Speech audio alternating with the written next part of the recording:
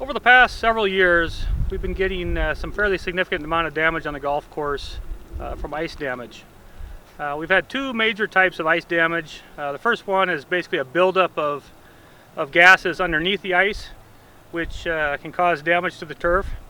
And the second one, which I think is more prominent here, is called crown hydration, which is basically when the turf plant becomes saturated with either rainwater or water coming off of some of the banks around the greens.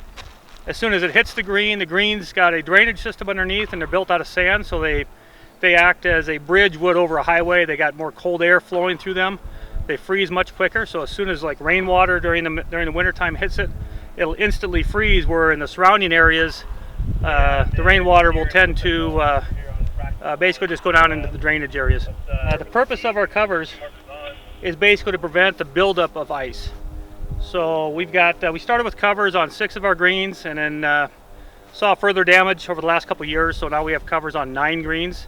They are mostly the shadier greens that tend to remain colder during the winter, and also the greens particularly that have banks around them, such as the back of 2 green, the back of 3 green, 12. Those greens they tend to get fairly significant amount of damage just from the snow melting, flowing down the bank. They get on the green, they freeze, and that buildup of ice will cause that crown hydration.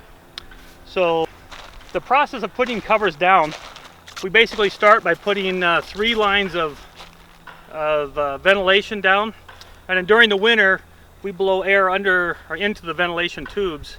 If you saw from the video, the fresh air will relieve the buildup of gases that tend to accumulate, so we don't have to worry about the buildup of gases under these covers. These are impermeable covers, so rainwater, snow theoretically cannot get through them. After we put down 3 vent tubes, we put down bubble wrap or a foam liner. This green we used bubble wrap.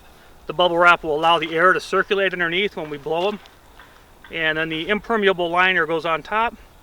In some areas where we have a bank, such as this right here, we actually sod cut the area out, tuck the liner under the sod, and then put the sod back on top, so any moisture that comes down the bank will actually flow over top of the cover. The cover gets nailed with long spikes about every 4 feet all the way around the cover, and also several areas through the middle of the cover. And from that point, that's just maintenance. During windstorms, we got to add bags of sand and maybe more nails to keep them down, and basically just keep up with our blowing underneath the covers with fresh air. So hopefully this winter will be a better winter and we won't see any damage this spring.